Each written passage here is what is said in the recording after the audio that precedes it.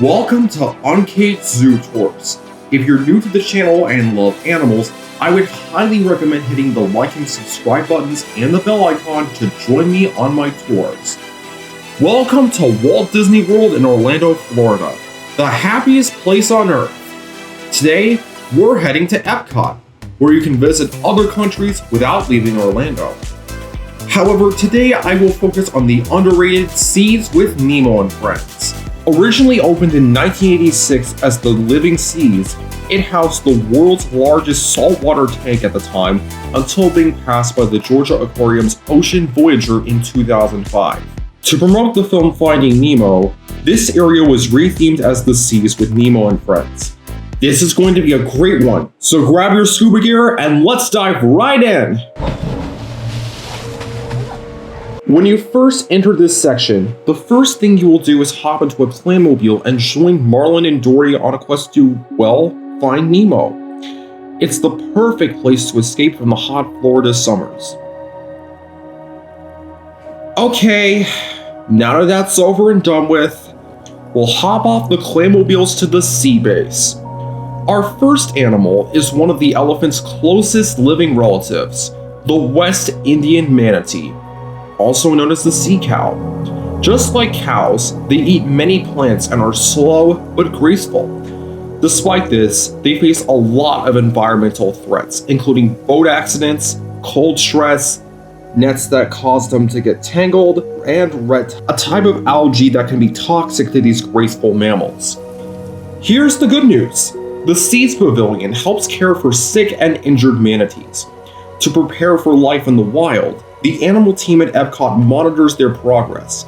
Even after the manatees are released, the keepers carefully track them to make sure they're okay. Oh, and the keepers also feed the manatees the same lettuce that is served to the guests visiting the park. You can learn more about these gentle giants from Mr. Ray, Nemo's teacher. As Mr. Ray would say, all new explorers must answer a science question. Let's keep swimming. Or should I say walking? Our next sea creatures are snowflake moray eels, opening and closing their jaws. Look, we found Nemo, the channel's first clownfish. Please don't laugh at them. It's their first time on my tours. Anyways, clownfish have a symbiotic relationship with anemones. While the anemone serves as the clownfish's house, the clownfish helps provide their friend with food and can remove parasites. Also, clownfish are fiercely territorial, as they can swim around erratically to defend their school and their anemone friends. That could be one of the reasons why Marlin, Nemo's dad, was so overprotective of Nemo. Oh, and I also found Dory. She's a regal blue tang. Instead of short-term memory loss like Dory, blue tangs play dead when a predator is nearby. The blue tang also has poisonous blood. If you eat this fish, you may experience nausea, diarrhea, headaches, heart problems, hallucinations, and breathing problems. The next tank has signs that may inform you about camouflage and how it helps some animals survive. Due to the camouflage, it was difficult to find some of these fish. But instead of indicating their mood, the frogfish uses this awesome ability to make it easier to sneak up on prey. Frogfish have a lure on their dorsal fin that they wiggle to attract their prey's attention. And then, the frogfish eats it alive! It's also worth noting that frogfishes are related to anglerfish. You may recall that Dory and Marlin were scared of an anglerfish, but it really isn't that scary. I also managed to spot more clownfish, but the next tank contains the deadly fuzzy dwarf lionfish. Now that's scary, not to mention venomous. But if you want to get stung for views, it's a one-way ticket to the hospital. If you want to learn more about lionfish, click on the card above. The final tank in this area is home to razorfish, sea stars, and the channel's first seahorses. They may look like a horse, but they're fish. On top of that, they have a prehensile tail like a spider monkey that helps them grasp objects, like the... Let's just hope he isn't H2O intolerant. Anyways, seahorses have a pouch like a kangaroo. The female lays the eggs and hands them over to her husband before putting them in his brood pouch. 45 days later, he gives birth to tons of tiny seahorse fry. In fact, seahorses and pinefish dads are the only animal dads in the world to give birth. Before we head upstairs, let's take a trip to the shark's lair. Some signs explain why sharks don't deserve such a bad reputation, and you can even get a photo opportunity with Bruce, Anchor, and Chum from Finding Nemo. First, let's say Bruce's famous pledge from the movie. I am a nice shark, not a mindless eating machine. If I am to change this image, I first must change myself. Fish are friends, not food.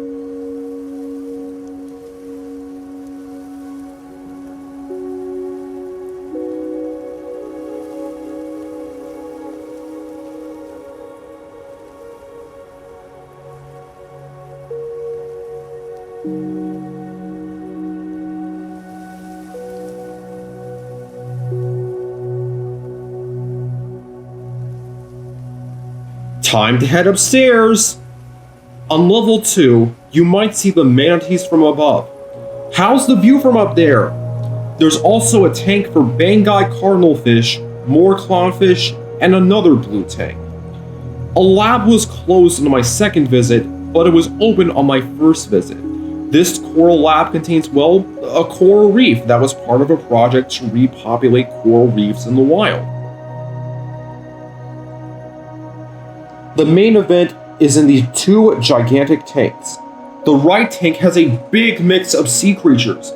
Great hammerhead sharks, sand tiger sharks, and sandbar sharks would be perfect members of Bruce's Fish Are Friends Club. But another member that could join the club is the bowman guitarfish, also known as the shark ray. Bowman guitarfish look like sharks, but are related to rays because of their gills on their underside. I'm pretty sure Bruce would accept them into the club. And guitarfish also have rigid teeth that help them eat crustaceans. On top of that, they also have spines on their back for defense. But the stars of this tank are the loggerhead and green. Righteous! Righteous! Yeah! I'm so glad I finally got the chance to talk about these reptiles. No need to brag. Unlike most turtles, sea turtles can't tuck their head or flippers into their shell. They also live in warm, tropical water for most of their lives.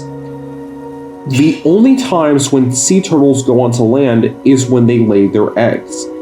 The females head to the same beach where they hatched, dig a nest with their flippers, lay up to 200 eggs, cover them up with sand, and head back to the sea.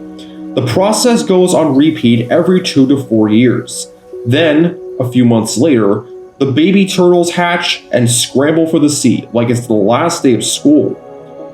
Once they get into the ocean, though, the baby turtles must face many challenges.